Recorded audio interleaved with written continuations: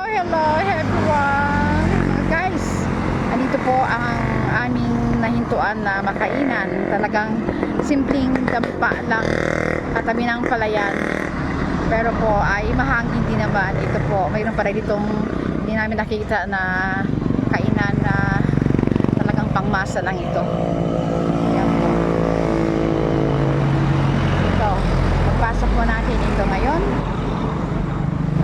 Simpleng kainan, may lugaw, upuan. Ayan.